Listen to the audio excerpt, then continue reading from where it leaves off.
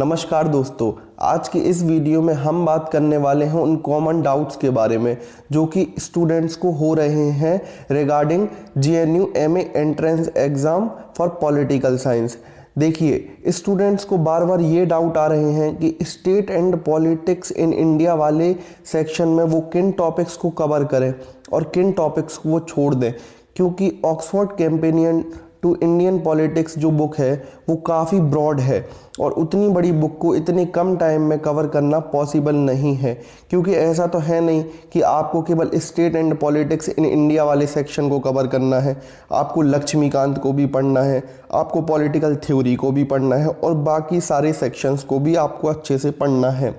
तो ये दो कॉमन डाउट्स बार बार स्टूडेंट को हो रहे हैं कि वो Laxmikanth state and politics in India को किस तरीके से कवर करें और किन टॉपिक्स को वो छोड़ दें। तो आज की इस वीडियो में हम यही देखने वाले हैं कि आपको सबसे पहले किस सेक्शन को कवर करना है और किस सेक्शन के साथ आपको दूसरे अल्टरनेट सेक्शन को लेकर चलना है। तो इस वीडियो में हम कंप्लीट स्ट्रेटेजी देखेंगे MA political science entrance exam के लिए। और एक बात, बार बार स्टूडेंट्स मुझसे पूछ रहे हैं कि सर आपने सिलेबस वाली वीडियो में जो भी टॉपिक्स बताए हैं, चाहे वो इंडियन पॉलिटी में हो, चाहे वो पॉलिटिकल प्रोसेस इन इंडिया हो, चाहे वो state and politics in India हो, तो यदि हम वो टॉपिक्स कवर कर लेते हैं तो क्या हमारा एंट्रेंस एग्ज़ाम क्लियर हो जाएगा। देखिए, पेपर ना ही मेरे द्वारा फ्रेम्ड किया गया है ना ही किसी और के द्वारा।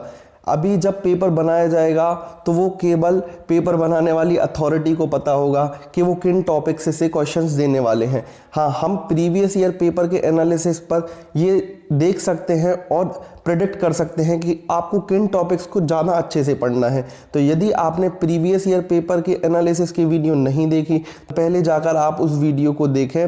उस वीडियो का लिंक आपको डिस्क्रिप्शन बॉक्स में मिल जाएगा। चलिए तो बढ़ते हैं हमारे इस वीडियो में आगे। देखिए, आपको सबसे पहले पॉलिटिकल थ्योरी वाले सेक्शन को उठाना है और इसमें आपको सबसे पहले approaches to the study of politics को पढ़ लेना है। इसमें आपको ट्रेडिशनल अप्रोचेस पढ़ने को मिलेंगे, मॉडर्न अप्रोचेस पढ़ने को मिलेंगी, बिहेवियरल अप्रोच पढ़ने को मिलेगा। और बिहेवियरल अप्रोच में आपको किस तरीके से पढ़ना है, देखिए आप इस साल के पेपर को देखेंगे जो कि 2020 का पेपर था। इसमें आपसे पूछा गया था कि बिहेवियरल अप्रोच को एक सक्सेसफुल प्रोटेस्ट किसके द्वारा बोला गया है, तो जिसका आंसर था रॉबर्ट ढाल।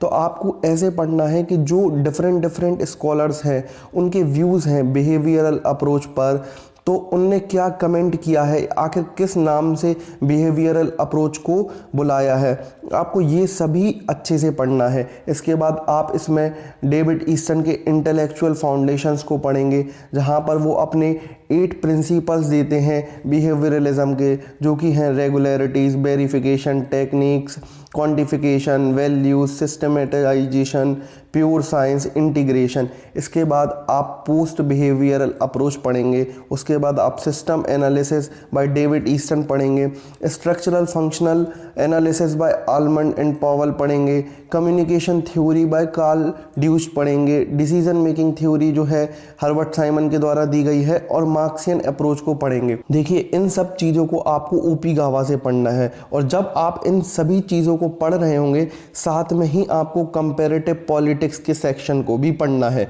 कंपैरेटिव पॉलिटिक्स के में जब आप मेजर अप्रोचेस को पढ़ेंगे तो आपको सेम जो आपने पॉलिटिकल थ्योरी के अंदर पढ़ा है वैसे ही आपको सेम कंपैरेटिव पॉलिटिक्स में भी पढ़ना है। जैसे कि मेजर अप्रोचेस में आप यहाँ भी ट्रेडिशनल अप्रोच पढ़ेंगे, मॉडर्न अप्रोचेस पढ़ेंगे। बस यहाँ पे जब मॉडर्न अप्रोचेस पढ़ेंगे तो आपको कुछ डिफरेंट अप्रोचेस और एडिशनल में पढ़ना होगा, जैसे कि sociological approach, psychological approach, economical approach, quantification approach, systems approach, simulation approach और मार्क्सियन अप्रोच।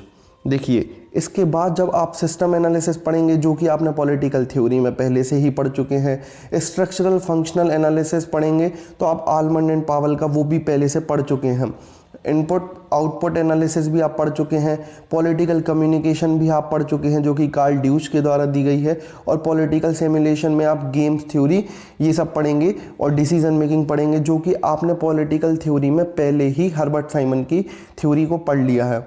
देखिए, जब आप इस सब को जेसी जौहरी की बुक से पढ़ेंगे तो आप पाएंगे कि आपने जो ओपी गोवा में पढ़ा है ना, वो आपको डिटेल में नहीं दिया गया था, और जबकि कंपैरेटिव पॉलिटिक्स में यही सेक्शन आपको डिटेल में दिया गया है। तो आपको हर सेक्शन को कनेक्ट करके पढ़ना है। जैसा कि मैंने अपनी पिछली वीडियोस में भी बताया है कि पॉलिटिकल साइंस का जो सिलेबस है वो ओवरलैप करता है। ऐसा नहीं है कि आपने अगर वेस्टर्न पॉलिटिकल थॉट में कुछ पढ़ा है तो वो पॉलिटिकल थ्योरी में आपके कोई भी काम नहीं आएगा।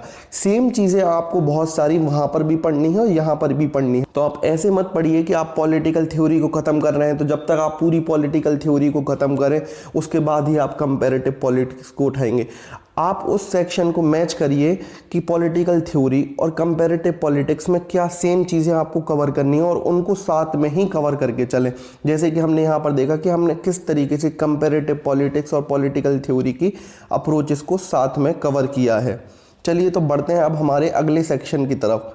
यहाँ पर आपको पॉलिटिकल थ्योरी में जब आप स्टेट के कॉन्सेप्ट को पढ़ेंगे, जहाँ पर आप पढ़ेंगे कि स्टेट क्या है, स्टेट का ओरिजिन क्या है, और फिर आप पढ़ेंगे डाइवर्स पर्सपेक्टिव ऑन स्टेट, जहाँ पर आप ऑर्गेनिक थ्योरी को पढ़ेंगे, मैकेनिस्टिक थ्योरी को पढ़ेंगे, और इसके साथ ही आपको वेस्टर्न पॉलिटिकल थॉट के सारे इंपॉर्टेंट थिंकर्स को कवर कर लेना है, जिसको कि आप शेफाली जहाँ से कवर कर सकते हैं, और शुभ्रा रंजन मैम के जो येलो नोट्स बुक आती हैं, स्टूडेंट्स के हैंड रिटन नोट्स आते हैं, उससे भी कवर कर सकते हैं। देखिए यहाँ पर आप Plato, Aristotle, Machiavelli, Thomas Hobbes, John Locke, Rousseau, Jeremy Bentham, G S. Mill, Karl Marx, Gramsci, T H. Green, देखिए इन सभी के अलावा और भी काफ़ी थिंकर्स हैं जो कि JNU MA एंट्रेंस एग्ज़ाम में आपसे उनसे क्वेश्चंस बनकर आते हैं। बट यहाँ पर मैंने आपको सिर्फ इन थिंकर्स को कवर करने के लिए इसलिए बोला है, एक तो ये सबसे ज़्यादा इम्पोर्टेंट है, दूसरा कि जब आप स्टेट के कॉन्सेप्ट को पढ़ते हैं ना, तो स्टेट के कॉन्सेप्ट से आप इनको कनेक्ट करेंगे, क्योंकि प्लेटो भी अपने थॉट में बताते हैं कि स्टेट का ओरिजिन क्या है, एरिस्टोटल, और आप कॉन्सेप्ट ऑफ स्टेट में भी यही सेम चीज़ें पढ़ते हैं, तो आपको इसको कनेक्ट करके पढ़ना है। और यहाँ पर आप देख पाएंगे कि वेस्टर्न पॉलिटिकल थॉट में अगर आप ये थिंकर्स पढ़ लेते हैं तो आपका western political thought almost cover हो जाता है। देखिए मैं ये तो नहीं कहूँगा कि आपको केवल इन थिंकर्स से क्वेश्चन बन के आएंगे, बट बात यह है कि आपको 100 के 100 क्वेश्चंस तो सही नहीं करने, आपको एग्ज़ाम क्लियर करने से मतलब है। तो अगर आप इन थिंकर्स को पढ़ते हैं तो आपका ऑलमोस्ट चांसेस हैं कि आपके क्वेश्चंस आपको यहाँ से बन जाएंगे। देखिए पॉलिटिकल थ्योरी में आप अब बचे हुए सेक्शंस को कवर करेंगे, जैसे कि concept of sovereignty, concept of power. देखिए कॉन्सेप्ट ऑफ पावर में मैंने ग्रीन टिक लगाया हुआ है। ग्रीन टिक इसलिए लगाया है क्योंकि ये वाला जो कॉन्सेप्ट है आपका सबसे ज़्यादा इंपॉर्टेंट हो जाता है, और इस साल भी आपसे देखा गया कॉन्सेप्ट ऑफ पावर से बहुत सारे क्वेश्चंस आए हैं, चाहे वो मैक्स वेबर से बन के आए, चाहे वो मिशेल फूको से बन के आए। इसके बाद आपको concept of rights, concept of liberty, concept of equality, concept of justice, ये सभी को पढ़ लेना है। और कॉन्सेप्ट ऑफ जस्टिस से भी आप देखेंगे कि सबसे ज़्यादा क्वेश्चंस बन के आते हैं, जैसे कि जॉन रॉल्स पर, रॉबर्ट नॉजिक पर, इन सभी पर इतने सारे क्वेश्चंस बनकर आते हैं। तो आपको इन सभी टॉपिक्स को बहुत अच्छे से 2-3 बार कवर करने हैं और प्रॉपर नोट्स बनाने हैं कि किस थिंकर की कौन सी बुक है, किस थिंकर का कौन सा कॉन्सेप्ट है। उसके बाद आप कॉन्सेप्ट ऑफ डेमोक्रेसी को भी पढ़ेंगे, और यहाँ पर आपका पॉलिटिकल थ्योरी वाला जो सेक्शन है वो कम्प्लीटली कवर हो जाएगा। और एक चीज़ आपको ध्यान रखनी है कि अगर आप ट्राई कर पाए तो आप राजीव भार्गवा को भी खरीद लें, क्योंकि जब आप पॉलिटिकल थ्योरी के अप्रोचेस को पढ़ेंगे, आइडियोलॉजी वाले सेक्शन को पढ़ेंगे, तो वो आपको ओपी गोवा में बहुत अच्छे से मिल जाएगी, बट जो कॉन्सेप्ट हैं वो आपको राजीव भार्गवा में अच्छे मिलेंगे। तो आप चाहें तो इसको राजीव भार्गवा से भी पढ़ सकते हैं, या फिर आपके पास अवेलेबल नहीं है तो मैंने इसकी PDF अपने टेलीग्राम चैनल पर अवेलेबल करवा दी है, आप जाकर वहाँ से डाउनलोड कर सकते हैं। टेलीग्राम चैनल का लिंक आपको डिस्क्रिप्शन बॉक्स में मिल जाएगा। चलिए तो देखते हैं हमारे अगले सेक्शन को। यदि आपने वो सारे वेस्टर्न पॉलिटिकल थिंकर्स को कवर कर लिया है जो कि हमने पिछले स्लाइड में देखे हैं, और आपके पास थोड़ा बहुत टाइम बचता है कि आप और भी कुछ थिंकर्स को पढ़ सकते हैं, तो आपको हीगल, हैना एरेंट, एलेक्स डी टॉक्यूविल, माओ और लेनिन जैसे थिंकर्स को भी कवर कर लेना है, क्योंकि इन थिंकर्स से भी क्वेश्चंस बनकर आ सकते हैं। बट ये तभी करना है जब आपके पास एक्स्ट्रा टाइम बचे सभी सेक्शंस को कंप्लीट करने के बाद। चलिए तो बढ़ते हैं हमारे अगले सेक्शन की तरफ, जो कि है कंपैरेटिव पॉलिटिक्स। कंपैरेटिव पॉलिटिक्स में ये सेक्शन जो है वो आप पहले से कवर कर चुके हैं। जब आपने पॉलिटिकल थ्योरी को पढ़ा था तो आपने इन सारी मेजर अप्रोचेस को कवर कर लिया था। अब आपको वो सेक्शंस देखने हैं जो कि आपने कंपैरेटिव पॉलिटिक्स में कवर नहीं किए। Political development, political modernisation, political socialisation, political culture, party system, party politics, bureaucracy में मैक्स वेबर के कॉन्सेप्ट को आप ज़्यादा अच्छे से पढ़ेंगे, जो कि bureaucratic theory of Max Weber अपनी आइडियल थ्योरी देते हैं ना, वो आपको बहुत अच्छे से पढ़नी है। ओलिगार्की को आप पढ़ेंगे और पावर एलाइट में आपको पेरेटो, मॉस्का, सी राइट मिल्स जैसे थिंकर्स को पढ़ना है। देखिए बहुत सारे बच्चे पूछ रहे हैं कि कंपैरेटिव पॉलिटिक्स को वो कहाँ से कवर करें, कौन से टॉपिक्स को छोड़ सकते हैं, क्योंकि बहुत सारे टॉपिक्स हो रहे हैं। देखिए आपने एक चीज़ देखी कि आपने कितने सारे टॉपिक पॉलिटिकल थ्योरी के साथ ही कवर कर लिए, क्योंकि पॉलिटिकल थ्योरी और कंपैरेटिव पॉलिटिक्स में अप्रोचेस ऑलमोस्ट सेम है। तो अब बचे हुए टॉपिक आपके कितने हैं? 1 2 3 4 5 6 7 8 9, मतलब केवल आपको 9 टॉपिक्स कवर करने हैं कंपैरेटिव पॉलिटिक्स में, जो कि आप जेसी जौहरी से कवर कर सकते हैं। और यदि आपके पास पॉसिबल हो तो आप इग्नू के नोट्स भी ले लें, और हमने इग्नू के नोट्स भी अपने टेलीग्राम चैनल पर डाल दिए हैं, क्योंकि उसमें जो लैंग्वेज यूज़ करी गई है वो काफ़ी सिंपल है। तो अगर उसको पढ़ने के बाद आप जेसी जौहरी को पढ़ते हैं तो आपको काफ़ी ईजिली समझ में आ जाती है।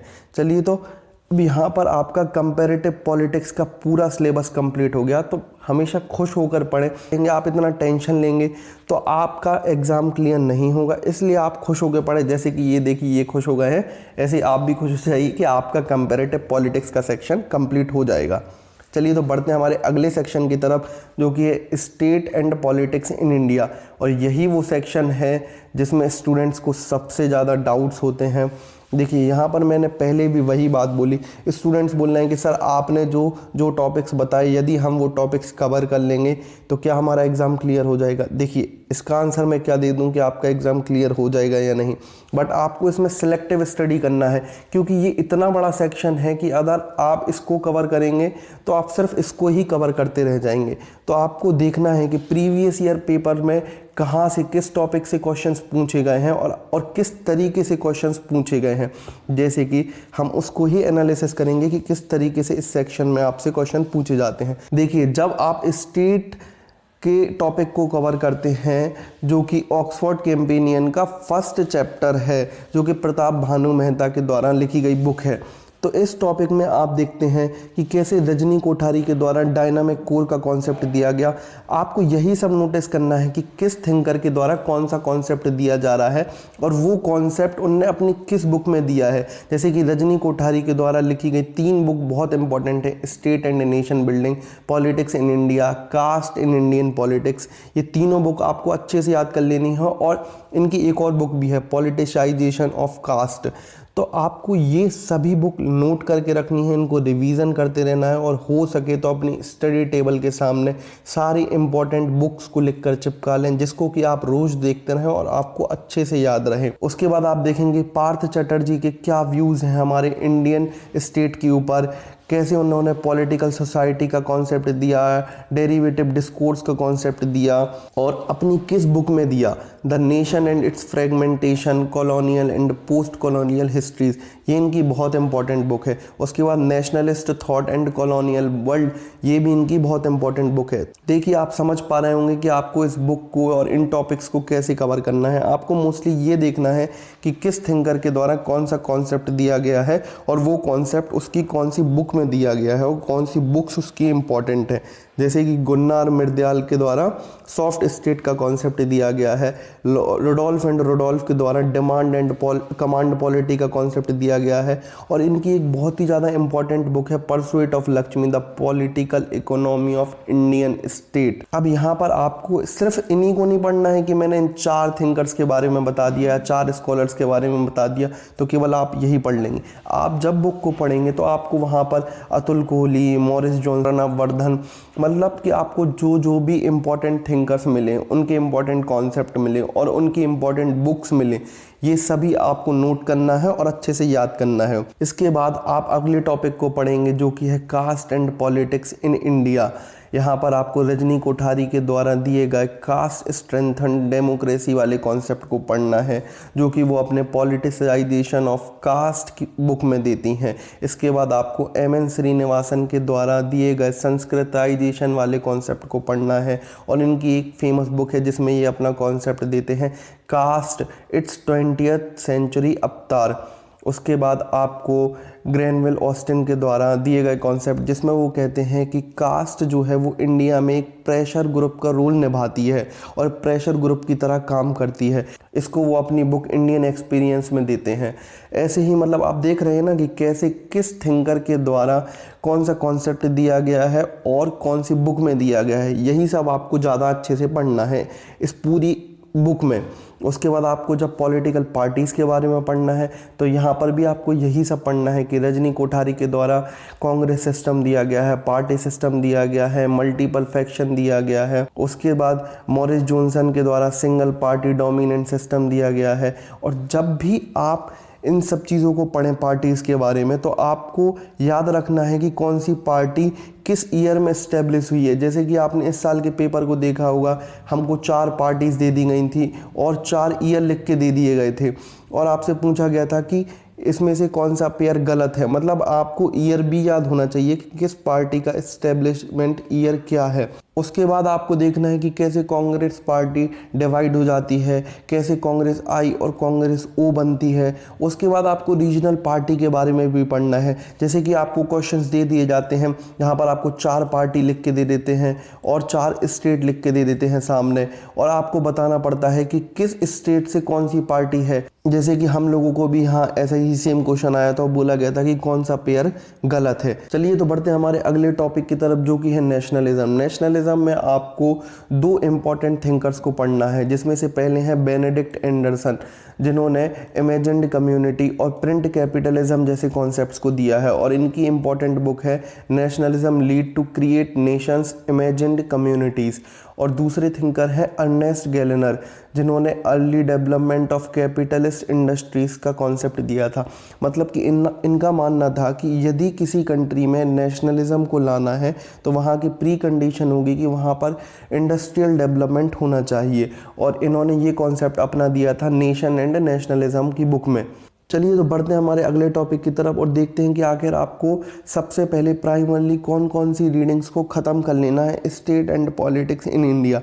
इस टॉपिक को मैं इतने डिटेल में इसलिए ही कवर कर रहा हूँ क्योंकि स्टूडेंट्स के द्वारा सबसे ज़्यादा डाउट्स जहाँ से आ रहे हैं वो यही सेक्शन है। बार बार स्टूडेंट्स पूछ रहे हैं कि सर हम किन किन टॉपिक्स को कवर कर लें और किन किन टॉपिक्स को छोड़ दें। जबकि मैंने इस सेक्शन के सारे टॉपिक्स को सिलेबस वाली वीडियो में बता भी दिया था, बट फिर भी बार बार स्टूडेंट्स के द्वारा यही डाउट्स आ रहा है, इसलिए मैं इस सेक्शन पर इतना डिस्कशन कर रहा हूँ। देखिए आपको यहाँ पर state, party system, caste and politics, political parties, nationalism, political economy of the state, इन टॉपिक्स को आपको सबसे पहले कवर कर लेना है। यदि उसके बाद आपके पास टाइम बचता है तो आप social movements, farmer movements, political mobilisation जैसे टॉपिक्स को भी कवर कर लें, क्योंकि क्वेश्चंस यहाँ से भी बन सकते हैं। बट यदि आपके पास लिमिटेड टाइम है और आपके बाकी सेक्शंस भी कवर नहीं हो पाए तो आप केवल इन सेक्शंस को कवर कर लें और उस तरीके से कवर करें जिस तरीके से मैंने आपको बताया है कि किस थिंकर या किस स्कॉलर के द्वारा आपको कौन सा कॉन्सेप्ट दिया गया है, उसकी कौन सी बुक में वो कॉन्सेप्ट दिया गया है, उस बुक को किस ईयर में पब्लिश किया गया है, ये सभी चीज़ें आपको अच्छे से पढ़ लेनी है। तो आई होप अब आपको समझ में आ गया होगा कि state and politics in India में आपको किन टॉपिक्स को पढ़ना है, कैसे पढ़ना है, कैसे क्वेश्चंस बनाए जाते हैं और कैसे क्वेश्चंस आ सकते हैं आपके 2021 के पेपर में। तो आप इसमें से बार बार यही चीज़ नहीं पूछेंगे कि आपको किन टॉपिक्स को पढ़ना है और किन को छोड़ना है, क्योंकि हमको अपना कोर्स भी कवर करना है। चलिए तो बढ़ते हैं हमारे अगले टॉपिक की तरफ, जो कि है इंडियन पॉलिटी। देखिए, इंडियन पॉलिटी के लिए भी बच्चे यही पूछ रहे हैं कि सर बहुत बड़ी बुक है और इतने सारे टॉपिक्स हैं कि हम उनको कैसे कवर करें, समझ नहीं आ रहा। देखिए, इंडियन पॉलिटी को लक्ष्मीकांत से ही आपको कवर करना होगा और लक्ष्मीकांत को कंप्लीट करने का कोई भी शॉर्टकट नहीं है। फिर भी आप यही देख सकते हैं कि प्रीवियस ईयर पेपर में किन टॉपिक्स से या किन चैप्टर्स से क्वेश्चंस ज़्यादा आ रहे हैं, तो आप उनको पहले कवर कर लें। यदि आपके पास और टाइम बचता है तो आप बाकी के बचे हुए टॉपिक्स को भी कवर कर लें। जैसे कि आपको फंडामेंटल राइट्स, डीपीएसपी, और डीपीएसपी में भी आपको ये चीज़ें कवर करनी है कि आखिर किस स्कॉलर के द्वारा क्या कमेंट दिया गया है या क्रिटिसिज्म करते हुए किस वर्ड का यूज़ किया गया है। जैसे कि इस साल का ही क्वेश्चंस था कि डीपीएसपी को पायस एस्पिरेशंस किसके द्वारा बोला गया है, तो इसका आंसर था एवर्जीनिक। उसके बाद आपको fundamental duties, parliamentary system, federal system, और फेडरल सिस्टम में भी आपको यही देखना है कि किसके द्वारा कौन सा वर्ड यूज़ किया गया है हमारे इंडिया के फेडरल सिस्टम के लिए।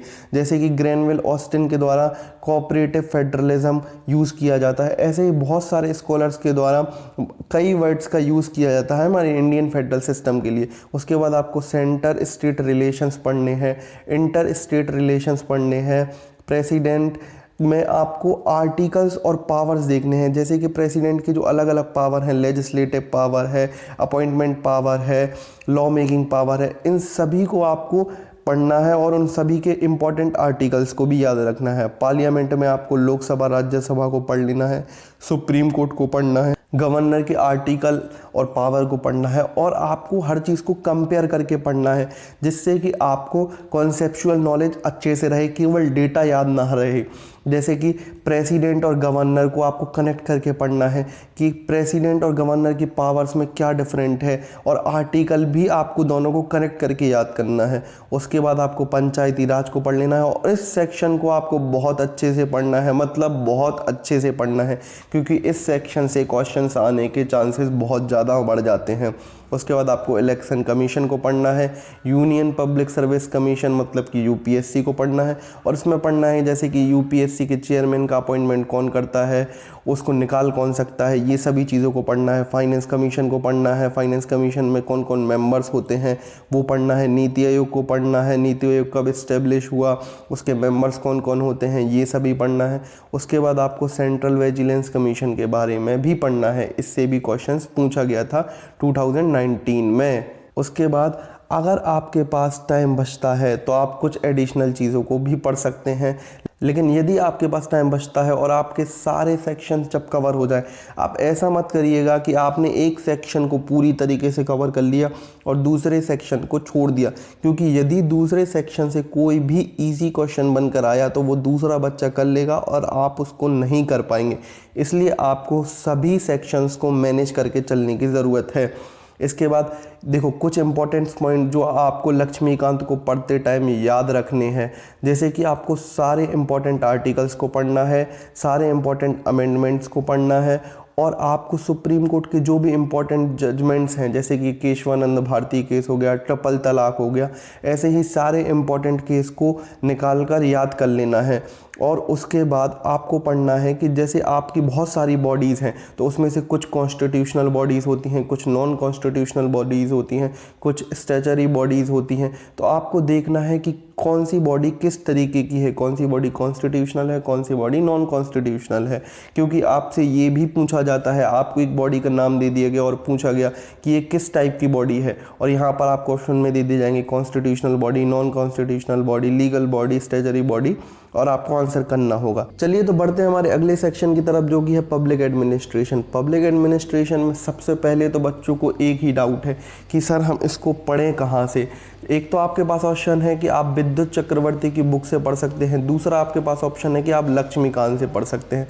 अब बच्चे कंफ्यूज कहाँ हैं कि सर लक्ष्मीकांत तो बहुत बड़ी बुक है, बहुत ब्रॉड है, हम इसको कवर कैसे करेंगे, जबकि विद्युत चक्रवर्ती छोटी बुक है, हम इससे पढ़ लेते हैं।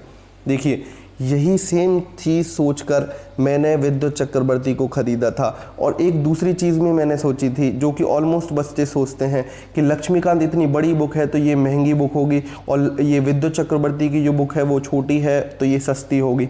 देखिए, विद्युत चक्रवर्ती की बुक और लक्ष्मीकांत की बुक दोनों में रेट में कोई भी फर्क नहीं है। विद्युत चक्रवर्ती की जो बुक है वो महंगी बुक है और लक्ष्मीकांत आपको थोड़े सस्ते में ही मिल जाती है, और मैं आपको सजेस्ट करूंगा कि आप लक्ष्मीकांत की बुक को खरीदें।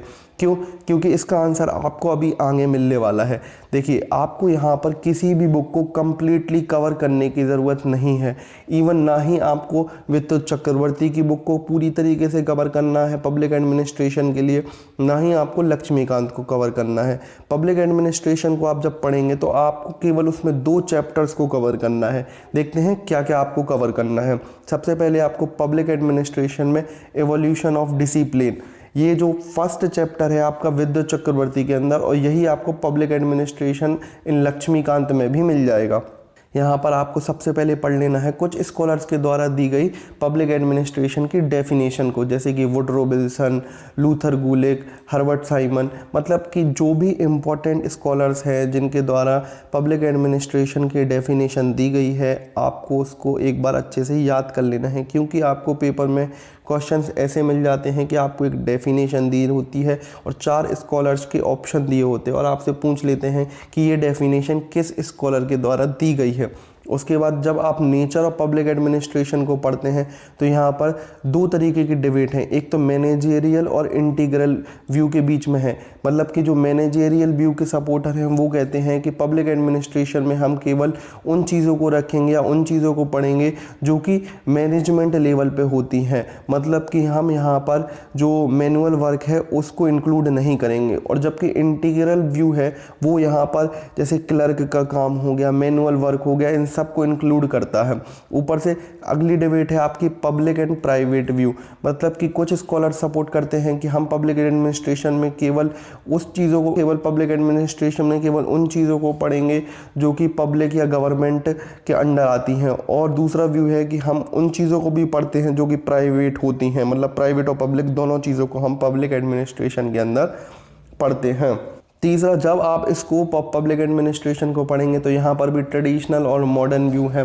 ट्रेडिशनल सपोर्टर जो है वो कहते हैं कि हम केवल एग्जीक्यूटिव ब्रांच या फिर जो एडमिनिस्ट्रेशन होता है उसको ही पब्लिक एडमिनिस्ट्रेशन में पढ़ते हैं, जबकि मॉडर्न व्यू कहता है कि यहाँ पर हम जुडिशरी हो गया या फिर हमारा लेजिस्लेटिव हो गया, इसको भी हम पब्लिक एडमिनिस्ट्रेशन के अंदर पढ़ते हैं। क्योंकि आज का जो कॉम्प्लेक्स सोसाइटी है उसमें ऐसा नहीं है कि आपका जो एडमिनिस्ट्रेशन है या एग्जीक्यूटिव डिपार्टमेंट है वो जुडिशरी से या फिर हमारी पार्लियामेंट से या लेजिस्लेटिव से अफेक्टेड नहीं है। इसके बाद आप approaches to the study of public administration को पढ़ेंगे।